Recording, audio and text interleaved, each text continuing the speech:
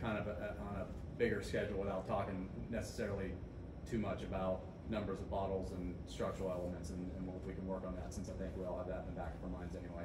Yep. So. It looks so much better real. You just wait. All right, so. John, what program is this? This is Revit. Okay. So with here, these are the doors, patio doors are over here. We would walk in, and for Katrina and Elisa's sake, we really don't, Rich's dad had a massive desk that we thought would be really cool to bring in for a host stand, maybe. Whether that's out here in the lobby, don't know, or whether that's in here. The one thing that we talked about last time, and this may change in the future, but after hours, the building shuts down, and so the building would like these to be your main entry doors instead of secondary patio doors. So the idea here is the host stand or the host desk would be here. It could be U-shaped, it could be whatever, but we could design it in such a way that during the day when this is the main entry, that you would walk in and the host is standing in this area, and then if you guys truly have to shut down this door at night, then this becomes, and then the host simply comes around to the other side. So it's a ambidextrous kind of. Our understanding is that we do not shut down the doors, because remember, the doors from the parking deck will be open, so people will be walking through the lobby. Okay. It's just the front doors of the building are going to. Okay. And who knows if that's even going to stay that way, but so it would be both doors. Yes. Okay. Yeah. Good. Assuming you're going to have a lot of people coming in from the street that are new, not going out to the patio, but meaning. Yes. Okay. Yeah. So you come in. One of the things that I mentioned to you, I think you guys earlier on in the plan process was potentially not having your tasting bar right here with the flow, and so this circular section here is basically a banquette. I didn't see a lot of banquettes in your original plan, but we saw some of them in Damon's imagery today about how it's a sexy banquette with some round tables right off the front that kind of engages the room and hides the kitchen. And so the idea that I had here was coming up with this being your actual tasting bar right off of the kitchen. So the idea would be prepping and everything and getting it ready would happen here, but then you would come out here and you would even have some low under counter coolers here if you needed to. You'd have whatever tools or equipment that you would have here, and having it be part of the bar but separated. When it's not being used as a tasting bar, it becomes actually part of the bar itself. People sit there, and it's also at a ADA level, so it also takes care of your lower bar level. I can't stand when bars are linear and all of a sudden they drop down. Just no one wants to sit there. I've spoken to a lot of handicapped people. How does this cover that? Because it's interesting what you're bringing up, but it's not at the bar. It's in the vicinity of the bar, and you would still be part of the bar atmosphere and ambiance, and be able to talk to the bartenders and talk to. I mean, that's primarily what it's about. Is that the argument? Yes. Okay. So those would be normal seats, not bar top seats. Correct. Yeah. You've been to Lobster Bar at Chops? Yes. So you come in the door, Yep. and there's those. That's what you're talking about Yes. there. Yep. Got it. So you could also, the kitchen backs up against the existing restroom, so you'd have ease of plumbing as well there. You still have your Sinatra booths. I took your rectangular bar and just massaged it a little bit. I know most people's arguments are, hey, don't do a circular bar because the equipment never fits right, it's sloppy, it's not efficient. So what you're seeing here is, I guess my solution to that would be that this represents your straight bar die walls that would have all the equipment on it in a U-shaped fashion, and you guys are gonna have a ton of glassware, and perhaps then these curvilinear parts, maybe they're open shelves with all the wine glasses, this, that, and the other. So this would be something like you could hand that to the kitchen consultant, and then he would say, yeah, we've got plenty enough room for all the kitchen equipment here, and then you'd have your service bar pickup down here at this end. Where do you get out of the bar? Well, it's diagrammatic. We Gotcha. we probably create a flip top here, Okay. to where you get in and out. And so you're but thinking good question. a separate server would be doing that tasting room? Yeah, I would say this would be served by the floor, so your Okay. bartenders might make a glass of wine or whatever and just put it on Yeah. the counter, and you'd have a server from But the area where tasting is a restricted area, because that's like that's where equipment would be facing up to, right? Like that's like behind the bars where it says. Yeah, you've been to Sorella Vicina? No. Been to Sorella Vicina? Yeah. So you know their room was supposed to be their retail room? Yeah, to the right of the hostess stand? Yes. Yeah. So that bar and everything, is similar to this, you've got equipment to do cheeses and stuff like that, and they have that farmhouse table there in the middle to experience that. So that's kind of the concept roughly. Okay. But like I said, when there's tastings happening or something that was specific to where you guys were thinking earlier up front, Yep. be the same concept, but just moved onto the floor and incorporated in the bar, so the bar is always busy. It makes the 22 seats as well. Furniture-wise, I don't want to really focus on furniture. This can be everything. I'm just showing here. You guys talked about having the elbow bar, Yep. the standing bar only, so that's what these lines are representing. You've got your Sinatra booths here, and then as we move back down here, so my occupancy calculations for this floor, meaning your space, the lobby, and Metro Fresh, we are just over 3 plumbing fixtures required per each sex. So technically, the way the code's gonna see it is you need 4. We have 4 in the men's, but we only have 3 in the women's. That's not counting any of your patio people as well. So my gut tells me very strongly that we are going to have to add bathrooms. I went ahead and added them because if we don't need them, if we can argue with the city or whatever, we take them out, great. We've just increased our seating, we've increased storage or whatever else we need. So as you come around the bottom here, we've got your rooms. I only did the dividing wall between these 2 rooms. Yep. So that's basically wall to wall, dividing partition or sliding glass. These are drawn in as actually glass. I always say they're the expensive one. Or nano walls? Nano walls, yeah. So nano walls are what we use at Rochambeau that you can, the back private dining room with all the plates on it, that's divided by a nano wall. So come around, so the bathrooms tucked in, they're centrally located for all of your members and all of your public areas. They are also, there is a sink in here in the existing management office, and it's roughly in this area. Yeah. So it's a good spot for them. Walking back into the members only area, perhaps that's just a little privacy nook, if you will. Could be an Instagrammable moment, don't know. This plan is going to show, just back up a little bit. This plan, this is the grotto. This plan is also the one that we're going upstairs to have the public oversight. Yeah, so it might actually be flipped, but we're following you. Like the part that's on the bottom may still be open to the public, and then maybe it's just the stairs that are taking you to but that, doesn't change anything. Okay. So we got these 2. The vault stayed the same. This is still assuming 2-story vault. Again, this is based off of our very first one. I went ahead and made a straight shot into the kitchen. The existing wall comes up in a triangle, and triangle spaces suck.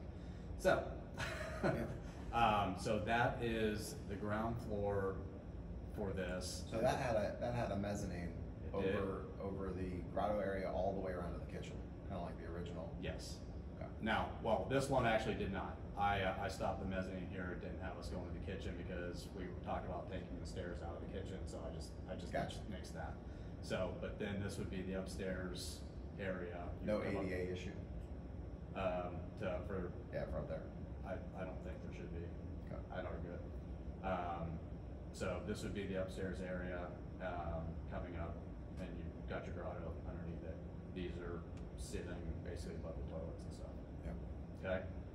So no other storage, no nothing. The second floor is just this square here. And so taking a little flight here. So Wow. coming through the front doors, And again, try to, if you guys can kind of look at this in the vein of where all the elements are placed, only, I know that's hard to do, but, so, you would come in, and you can see how your sexy area over here, we could even lower the ceiling here, or we can do whatever we want to, so that's, don't get too hung up on the volume of the space. Your Sinatra booths, back out a little bit here. Maybe if I rotate the sign, it'll lighten up on the inside a little bit. There we go. So you can see there the idea for the bar height here, lower here for the tasting. And then as you come around, your upstairs looks something like that. This is the... So let me just... Yep. First of all, this is awesome, and the rock just see it. So, it's interesting how much I could visually see so much of what you were saying before you did it in 3D, except I personally have never picked up on the fact that where we've talked about the second level, that it's so out of the way when you come in. Yes. Like I've just never... You kind of look at it and plan, you go, oh, you can look out over the whole bar and everything, and you really, it's so cool. Yeah. So hallway to the bathrooms here. This niche could be a server station or something else.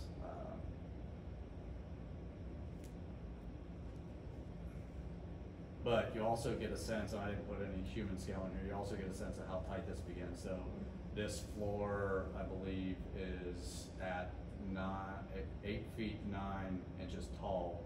Wow. From this floor, because you only have really 16.3 overall. So when you start to get here, we're getting close to 7'6", 7'9" up here. It's the minimum, and it's gonna feel pretty tight, I think. And so I think as we go through these, I want us to really consider how important it is to have a second floor, not necessarily for storage, but for human experience. Take it down the hall here. And so, have like lower seating and stuff, but it's still gonna feel tight. yes. So this is the hallway. Damon, Rich, and Elisa and I were talking about, how much do we want, glass or anything on these private rooms. You can kind of see how the grotto sets up here. The stairs, again, these are utilitarian Revit created stairs. We can make these as sexy, as expensive as you want, but the idea here was that the stairs kind of create little visuals into this private area behind it. Some separation, some privacy without blocking it completely off. And then you move back towards the wine storage. Let me ask you this: the bathrooms are really what's making this feel so much like a second space, right? Because they created that small hallway to go through. Like, I'm just trying to, from a visualization standpoint, if that room hadn't come down here, this would all feel much more open, right? Wait, say it again? So here? Yeah, like it's that room. And we get this Yeah, you guys had the stairs. You guys had the stairs coming up off there before. But like this wall, basically, this is all like a solid piece. Mm-hmm. So that's what's really making it feel like the lounge stops. Yes. Yeah. Okay. Yep. So then we're getting back into the guts of the wine storage. And I gotta get Revit this weekend. I mean, this is whether or not you wanted, so one of the ideas was, do you have a glass wall or portions of this be glassed off for cost, and do you have glass over here so that people inside the rooms can actually see, and depending on what the lockers, how they're made, if these are solid back lockers, obviously it doesn't do much, but if it's solid back lockers, do we design something, that you can see? Maybe there's windows along the way that have bottle, whatever, just there's design opportunities all day long for here. What's interesting there is you could do a window like you could do a set of windows that only saw into, say, a set of lockers that we controlled. Mhm. So they were beautifully Yes. racked, you know, Sets but then you around could stuff. see through them and see that there was room behind it, maybe? It could be just a really nice linear window, kind of along that corridor, and I would prefer almost the glass on the. Other side? Yeah. Yeah. Even if it's not completely transparent, Yeah. it could be. It would make it feel not so cavernous, I think. You could add drapery inside the tasting rooms too, to soften the Yeah. glass up. Go upstairs, we're just gonna fly up, I'm not taking the stairs. Damn, you're not nearly as giggly as I was. She's not, 'cause it's all in grayscale. It's got no textures or layers or colors. This is crazy. This has been in our heads forever. It's really nice to see just the volume. So, this is, So what's interesting about that sunlight is that that's super not accurate. no, I know. Okay. Well, there's not, yeah, I'm flying it all the way around the building, which it wouldn't. I'm just doing it so Right. that it brightens up some of the areas Gotcha. that we may need to see. So, like now I'll take it away so we can see the far end a little bit better. So, scheme one, okay? Yeah. You want us to give you any thoughts on it? Nope, let's go through all of them first. I want to, and I didn't build the lobby yet, so. Didn't build the rest of the building. Slack. Oh, they're right next to each other. It's Like a Battle by campus. Alright. This is like So some if we game my go- son would play. It's awesome. So this is everything for the most part out front. Here is the same. Yep. Okay?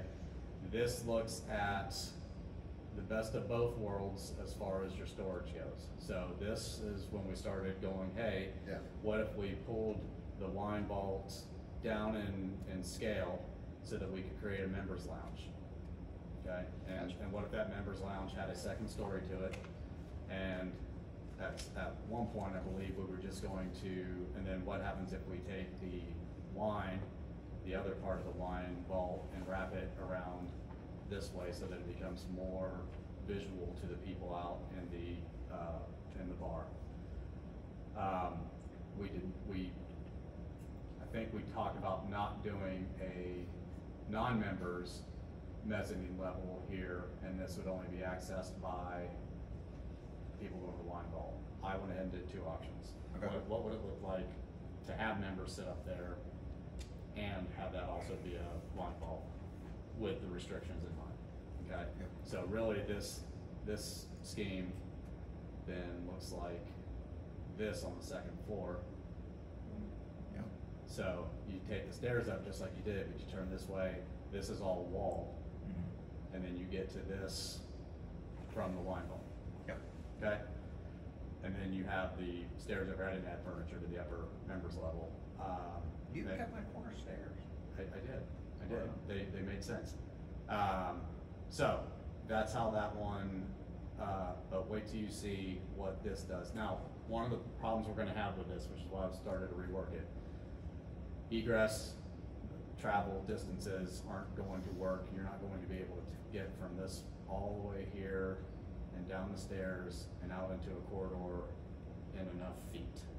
So we can't go that far with it, or we can have the stairs located where they are, and that's what I tried to fix on Okay. something coming up.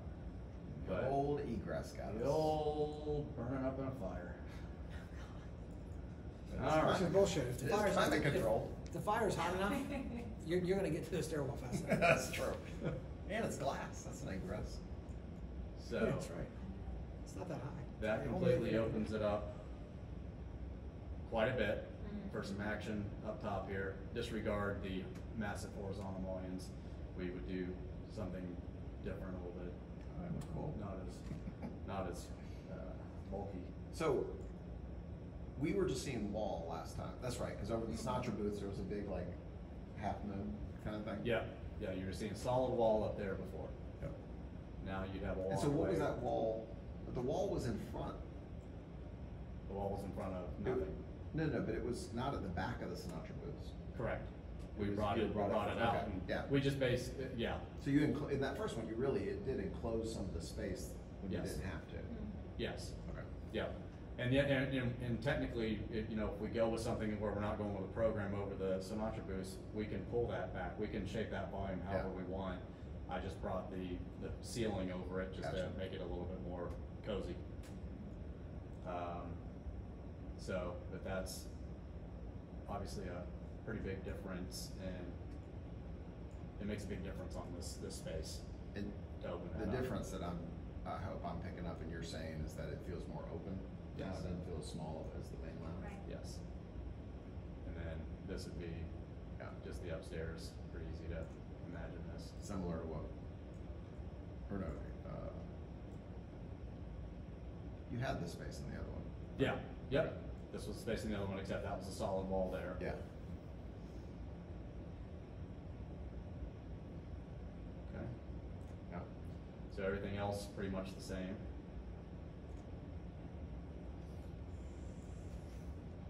All right. Trying to control my excitement.